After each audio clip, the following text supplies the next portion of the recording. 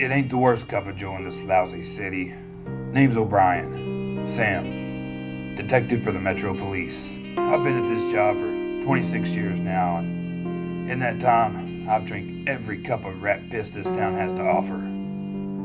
I decided a long time ago not to go on those fancy joints with those $5 lattes. Everybody knows whose pocket they line.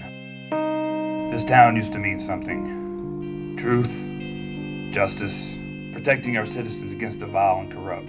Now, when I walk the streets, I see nothing but vermin controlling the way we look, the way we talk, the money we make, and the money we spend. It's enough to make a good man puke. And don't even get me started on the leadership. Crime is out of control.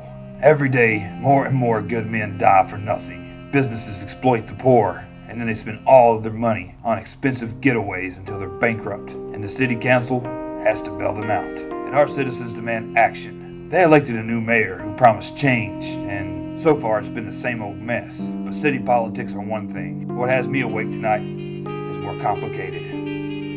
Murder. Saoirse Malone. Pretty name. A few nights ago, Saoirse went missing. Her car was still in the garage. Her apartment still tidy and neat, except the blood stains on her sheets and floors. The lab boys checked it out. A negative.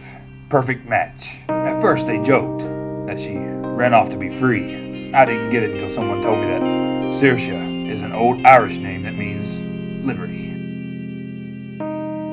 The only lead we have is that Saoirse had some dealings with the boss and his goons. No surprise. Everyone in the city deals with him sooner or later. Getting in to see the boss is easy.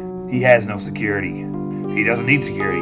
The only problem he has is those two sycophants at his side. The preacher and the politician. Both act like they're fine, upstanding members of the community, but in reality, there are no depths they wouldn't sink to. The boss and his goons think they don't have to answer to anybody.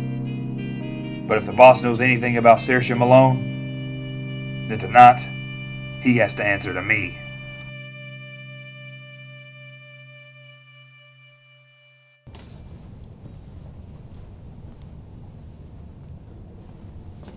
Well, good evening, sir. What can we do you for? I've got a few questions for you. What kind of questions, Detective? And I'm not talking to either of you two. I want my answers from him. Well, you see, that's going to be a problem. The boss doesn't talk to anybody unless he absolutely has to.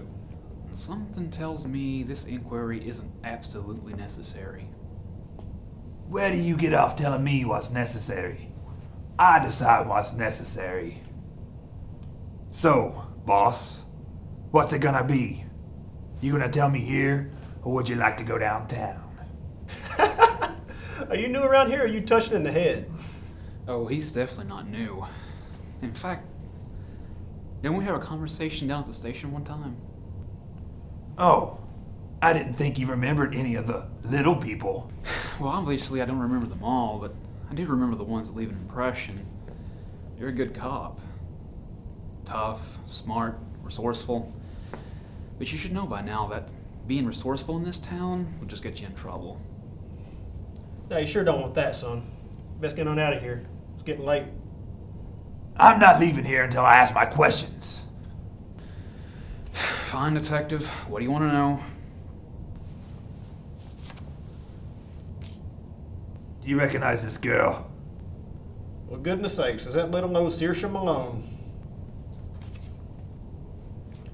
As in all things, you must put your faith in the Lord, Detective. I'm sure she'll turn up somewhere. I'm sure. How do you know her? Well, how does anybody know anybody in this town? It's all about the company you keep. You see, Miss Malone, she didn't keep the best company.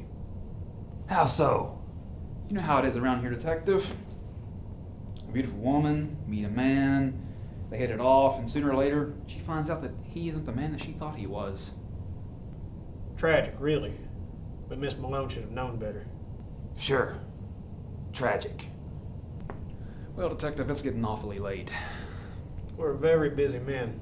The Lord's work never rests. So I hear. I'll be seeing you, gentlemen.